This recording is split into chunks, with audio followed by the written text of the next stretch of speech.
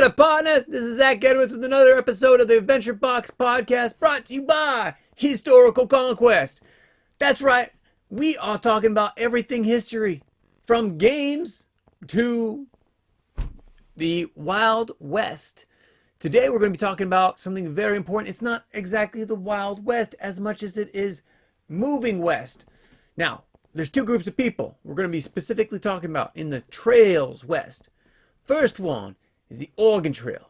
People just trying to find new land that they can plant, that they can find freedom and get out of here, out of the East Coast. Now, here's the other thing. The second group that we're going to be talking about is the Mormons. You know those folk. They don't like slavery. They're actually friendly with the Native Americans. Oh, that's why we had to get them out of here. They were not the same as everyone else. They were getting too big. And even though our governor over here in Missouri had set up a bill to move them out faster, the extermination order. That's right. And a Missourian could shoot a Mormon for free, no charge, and you wouldn't go to jail for it. Now, that law wasn't actually overturned until 1970s. So it was in the books for about 100 years. But by threatening them, they moved. They moved out of Missouri, moved to Illinois. Then those folks from Illinois, they got upset with them too. Again, they were too big, being too political. They were against slavery. They were against, they are actually for the Native Americans, making friendships with them. Yeah, we had to get them out. So they were just different. So we pushed them out as well. Okay, so I'm from Missouri. I enjoy it here. It's a great place. But today, again, we are going to be talking about things where we start off in Missouri, mostly in a city we call Independence.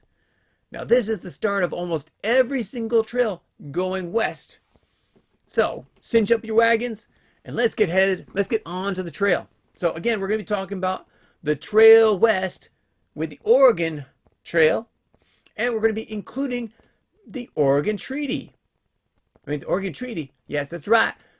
Oregon was actually a country. It was part of Canada at the time, owned by the British. But it was down lower, and if you remember last week, it was old Polk. President Polk, he came out and said, you know what? I want it up to the 54th 40 latitude, or we're going to go to war for this. Well, Canada was like, well, we're not going to give you to the 54th 40, but we'll give you the 49th parallel. And that's the line that goes up like east and west. Goes from east to the west, 49 degrees. That's the latitude. And so we got Washington, we got Oregon, though they weren't called that at the time. Okay, so, and then, again, we'll be talking about the Mormons. So pack up your bags. Let's get going. Let's hold up. I don't want to go waste any more time. So we're going to hit the Oregon Trail first. This is America's longest dirt highway. That's right. And it started in 1840. The East Coast was overly crowded. It had too many people. And it wasn't just that it was too many people. There was too many people coming in from Europe, from Africa, from most of those too. Now, in California, we were getting a lot of people, and this was early. We were getting some people from Asia, mostly the Russians. They were coming in about this time. And about this time, because the East Coast was crowded and it was very industrialized, it wasn't very affordable. So a lot of people, they just said, we're done. We're out of here. We're going west. But word is spreading like wildfire that there are trails being developed. After our good friend Mr. Lewis and Mr. Clark went out to Oregon, they basically came back and said, hey, there's land out here, and it is nice land, green, practically waiting for you. The people are like, really? Let's go.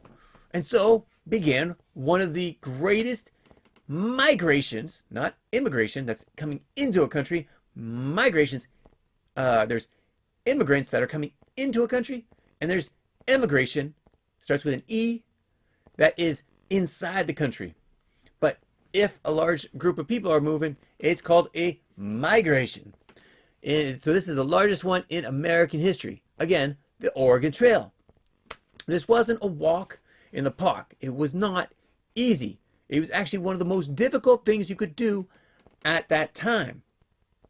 We're talking about like 2,000 miles of walking. Yeah, that's right, walking.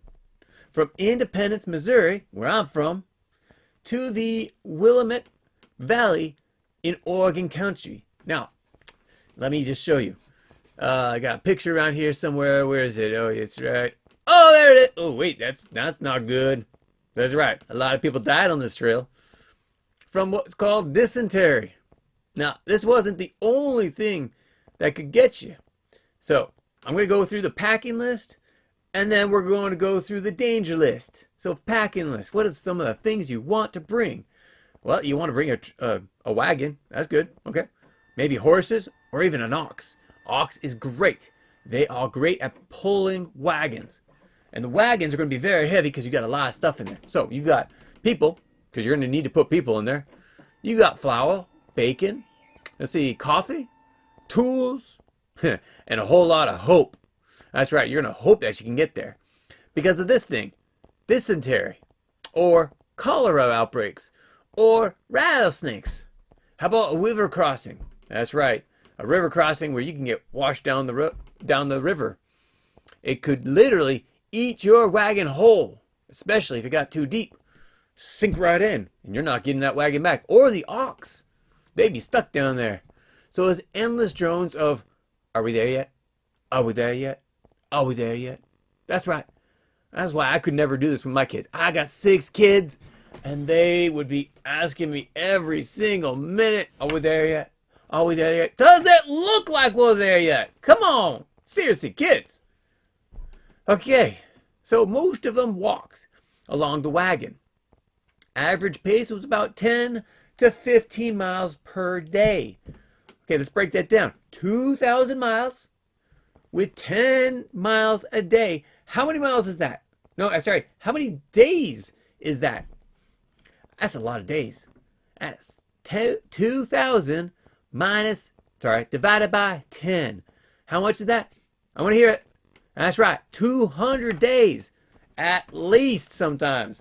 I said 10 to 15 miles. I went on a 50-miler. We made it about 16 miles one day. Now, we were going up a really high peak in the Yukon, and then coming back down it, and then hiking beyond it. But we made it 16 miles. We had to start at, I think it was like 2 o'clock in the morning. But we made it to our camping site probably like 3 o'clock in the afternoon because we just kept going. And these people, oh, they had to stop early on because they had to get ready for the night. As soon as the lights went out, you had a campfire, you might have some torches, but you don't have flashlights. You don't have lamps. You're stuck. So, now, if we're talking about like 10 to 15 miles per day, that's as slow as molasses going uphill in January. It's slow. Still, the hope of like free or even cheap land kept people going. By the mid 1480s, well, sorry, wrong there, 1840s, thousands of settlers had poured into the northwest area. Let me show you this. No, well, if I can. Come on. Why can't I see my next picture? That's because for some reason I was editing it. I don't know why that happened. Okay, what the? Okay, let's go to the next picture. There we go. Okay, so we start over here. Well, it says St. Louis, but they were always coming through Independence, starting here. That's right, right here, Independence, Missouri. All right, and then you hiked up a little north and kept going until you made it all the way to Oregon. Now, that was no picnic, that hike. And you might see it better this way. Starting at Independence, you go to Lawrence, then you go through Nebraska, Wyoming, Idaho, Oregon, and even possibly up into Washington State. Here's the thing. The land those settlers were heading into, it wasn't exactly American. It was Oregon country. That's right. It was a big chunk of land stretched from California to Alaska, and for decades, both the U.S. and the British claimed it as their own. Now, we know now it was actually the British. It belonged to the British at the time. So the two nations had agreed to a kind of joint occupation in 1818. It was like two roommates sharing a fridge. Awkward and unsustainable. So by the 1840s, you had settlers from the U.S. far outnumbering the British. But that's basically why tensions rose. Then came, again, my good pal, Mr. James K. Polk, President Polk, to you. Now, he was all about expansionists. He was an enthusiast of expansion. He wanted to go west. And so, he ran on a slogan of 50-40-4. 54-40. That's the numbers. Or fight. Or fight. That's right. The latitude was 54 degrees 4 feet. The northern edge of the Oregon country. It was up above the line that's Canada right now. Polk wanted all of Oregon. And some Americans agreed. But fighting Britain, fighting them, it wasn't what they wanted to do. So eventually cooler heads prevailed. In 1846, the U.S. and the British signed the Oregon Treaty, drawing the boundaries of the 49th parallel. So just a little bit lower, which is basically the border we have with Canada right now. The U.S. got present-day Oregon and Washington and a part of Idaho. And the British kept what's now British Columbia. They split it. It worked out great. And just like that, the Pacific Northwest officially became part of the U.S. We had no coastline because everything below Oregon country was all Mexican. That's right. So there was no wars, just smart negotiation and diplomacy. Well, mostly smart. Polk was secretly still hoping to pick up, a fight somewhere down south. But we'll save that for another episode. So, what happened to those Mormon people? Okay, let's rewind just a little bit. Let's go a little bit into the history we already talked about, just a little bit back. They were not going on to the Oregon. They were heading to anywhere. They just wanted a place where they wouldn't be persecuted. You know what persecuted means? It means people don't hate you, try to kill you. Like we did in Missouri, right? Yeah, okay. So this was actually, they did not consider themselves Mormons. They considered themselves members of the Church of Jesus Christ of Latter-day Saints, founded by a man named Joseph Smith. And when he was in charge, the church grew rapidly. It expanded so fast, and so did the backlash. That's right, Mormons were different. They had a new scripture. It was called the Book of Mormon. Now, they did use the Bible too. They just added on to it. Not adding to the Bible itself, but having a second set of scriptures. So they practiced communal living. At the time of going west, they started picking up polygamy. That didn't last too long, but we didn't like that. And tensions escalated. You know, I was going to make a joke. I'm not going to. I'm going to be civil. Okay. So tensions escalated somewhere that they wanted to go. They had to move from New York to Ohio, then to Missouri, then back, because again, we persecuted them, to Illinois. And in 1844, Joseph Smith was murdered by a mob in Carthage, Illinois. That's right. The government had him dead to rights, in jail, going for trial, and a mob broke in and killed him and his brother, and shot a few other people as well that was in the party in the jail. After that, a new leader stepped in. His name was Brigham Young. Now, this is an interesting part. At the time that Brigham Young became the new prophet, there was a splitting of people. Like some people said, this person should be the leader. And other people said, this person should be the leader. But the majority of Mormons, they followed Brigham Young. So he said, let's go somewhere no one will bother us. Makes sense. I can agree with that, even though I was from Missouri and wasn't too happy about them overpowering our political systems. Okay, so let's talk about the Mormon Trail and the settlement in Utah. Okay, so began what was called the Mormon Exodus. You know, like the Jews in Egypt. It was called the Exodus, leaving Egypt into the Sinai and then up through there into their homeland that became the kingdom of Judah and the kingdom of Israel. Okay, now I want to go back to the story. So they crossed. Actually, I got a picture of this. Okay, let's see.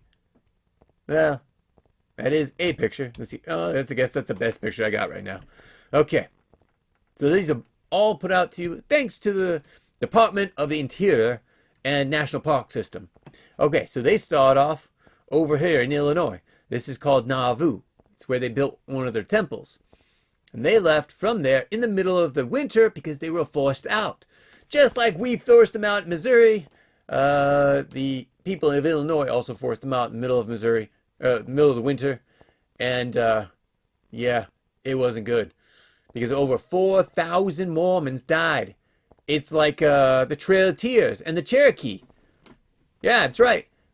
The U.S. government forced out the Cherokee in the middle of winter, and many of them died. Same things with the Mormons. They died too.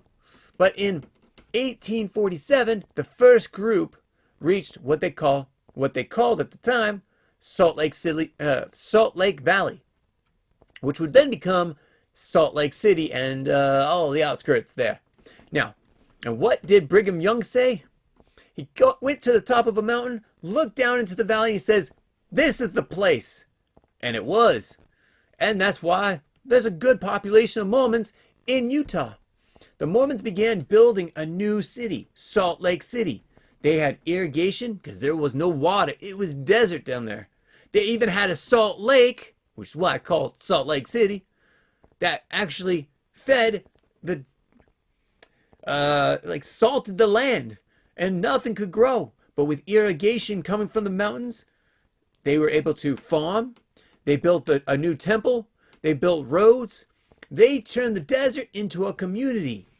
For the next few decades, tens of thousands of Mormons made the journey west. They built homes and churches and schools and an identity rooted in both faith and survival. Now, there's a lot more to this. Next week, not next week. Today's Monday. On Wednesday, we're going to be talking about the Mexican-American War. And we'll actually mention how the Mormons are brought into that. And then what about the Treaty of Guadalupe Hidalgo with the Mexican-American War? Again, that's next time on Wednesday. But here's another thing to know, is that at this point, they get to Salt Lake, and that's when the government turns on them again. That's right. The U.S. government sends the military out to Utah to stop any kind of rebellion that might come up. Well, interesting enough, there was no rebellion that was being started. It was all parts of lies.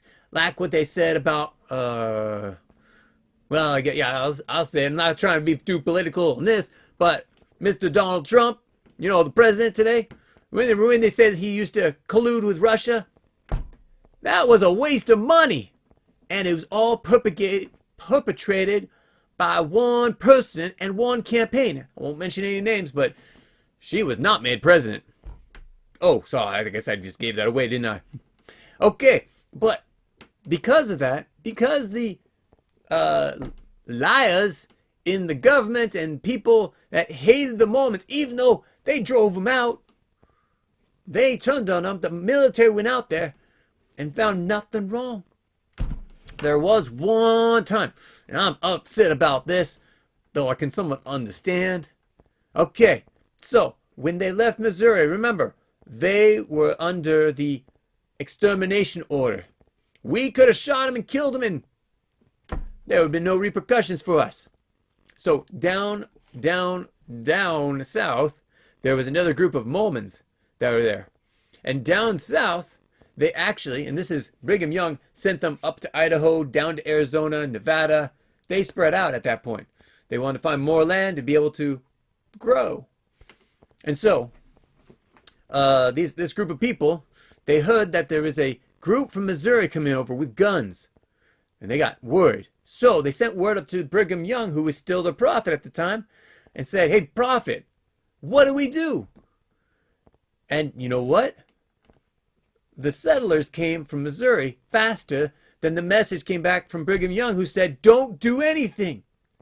Well, the people down south, they set up a militia, and they shot him, massacred him, killed them all, which really makes me mad. Really makes me mad, because those are my people. Those are Missourians. But at the same time, now that more information has come out, I can understand their words and so I can't say. All I know, it was bad. They should never have done it. And if Brigham Young had hurried up and told people, I don't know how long it takes to get down there, we wouldn't have had that massacre. But we did. And so a lot of us Missourians passed away, died. So, yeah, it was a horrible time. A lot of persecution, even after the Mormons left. And they thought there was a lot more persecution than there was down south. I don't know what to think about it. But I do know, I don't like that. Again, Missouri was a slave state. I didn't want them to be voting to get rid of slavery. We also didn't like the Native Americans. They wanted to be friends with them. Didn't like that either. Polygamy, that was another one. Though maybe one or two more wives would be fine. I mean, yeah. Right? Missouri. Yeah. No. Yeah, so all these different things. Still, the Mormons' migration remained one of the most remarkable religious journeys in American history. It was a flight from persecution, turning into a powerful example of resilience and settlement. Even all the Quakers coming over from Europe, the others coming over from Europe, those were amazing, but those were coming from another country. Migration inside the same country, the only one that can compare is the Mormons, which is why all history books talk about them. Okay, so let's go over what we talked about today. So we start off with the Oregon Trail. And I started you off with a question. I want you to put your answer down. Why in the world would these people do this? Why would they risk their lives to go west? I mean, land's great, but we had land in Missouri. I mean, just go a little bit more west there, you'd have more land. Or would they do it because of freedom? People in Oregon, they were more for land. We got it, Missouri. Come on, buy our land. Oh, free land? Oh yeah, that's something. Do you know, in the future we're going to be talking about where you can actually homestead for free. You race out to an area, you stake it, it's yours, and it's like 10 acres. Man, I would love to have 10 acres these days. That's expensive, like $400,000, depending where you're at. Okay, anyways. Oh, let's show you some more about pictures. I like pictures. Let me show you these pictures. Okay, here we go. So these are the Mormons. These are hand carts. And, you know, these ones, these are wagons. And you got your ox, you got your horses. Yeah, all types of things. This is, again, national parks. Leaving from Nauvoo, going up to what they call winter quarters. It's basically where they stayed over the winter. They had to march from Nauvoo to winter quarters before they could actually find a place to be safe and not die because of the winter. And then they waited the winter out, and then they made it all the way back to Utah. Okay, so that's it. And then this guy, he's rocking that beard. I mean, I like beards, but yeah, I couldn't do that. Too long, too scraggly. But this one's Brigham Young. So Brigham Young was the leader of the Mormons at the time. Okay, I think that's it for my pictures. Let's go here. Yes. Okay. One sec. Okay, so the Oregon Trail was a path of promise. Let's go back really fast. Yep, there we go.